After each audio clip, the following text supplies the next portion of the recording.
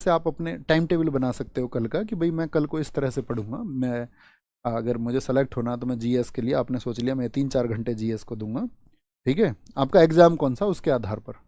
अब मान के चलिए आपके एग्जाम में जीएस का रोल ही नहीं है, जीएस का रोल आपका 10% है, तो अपनी पढ़ाई का 10% तो देना पड़ेगा। यानी 10 घंटे आप पढ़ते हैं तो कोई 1 घंटा तो आपको देना पड़ेगा, ठीक है। और दूसरी चीज़ क्या होगी आपका, जैसे मान के चलो कहीं पर आपका 25% का सिलेबस है, आप 10 घंटे पढ़ते तो 2.5 घंटे जीएस को देना पड़ेगा। अब इतना ही टाइम फिर रीजनिंग को भी देना पड़ेगा, 2.5 घंटे। लेकिन आपको लगता है कि नहीं, रीजनिंग को मुझे 2.5 घंटे देने की ज़रूरत नहीं है, रीजनिंग मेरा एक अच्छा विषय हो चुका है, तो वहाँ से कोई 1 घंटा बचा के उस सब्जेक्ट को दे दो जो आपका कमज़ोर है। समझ पा रहे, यही टाइम मैनेजमेंट होता है। आप जितने घंटे पढ़ते हैं अपने एग्जाम के हिसाब से कितना परसेंट किस सब्जेक्ट का रेशियो है उतना बांटिए। और आप देखिए आपकी कमांड कौन से सब्जेक्ट पर है, जिनको आपको कम समय देने की है उससे उतना ही समय आप क्या करेंगे वहां से बचा के उस विषय को दे दें जो आपका कमजोर है।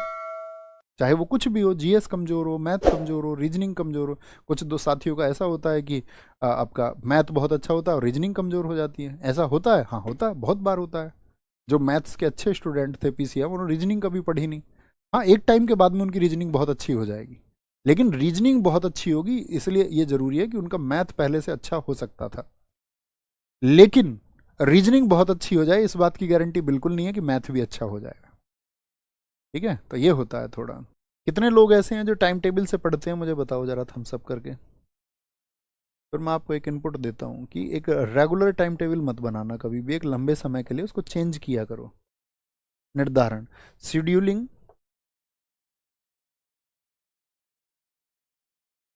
झूठ मत बोला करो बस। ऐसे नहीं कोई भी चीज पूछी उस पर थम्स अप कर दिया।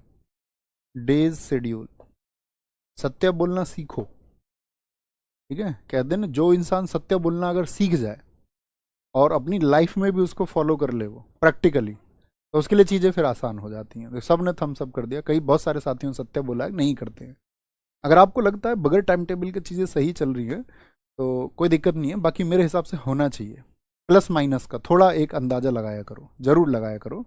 नहीं तो हम कई बार बस सही तैयारी करते रह जाते हैं, है ना। क्योंकि खुद को आप लोगों को आकलन तो करना होगा ना अपना, कि भाई मेरा ये विषय कमज़ोर है और इसके लिए मेरे ये टारगेट्स हैं। तो अपना एक टाइम टेबल बनाओ कि ये सब्जेक्ट में मुझे ये चैप्टर तब तक पढ़ना है।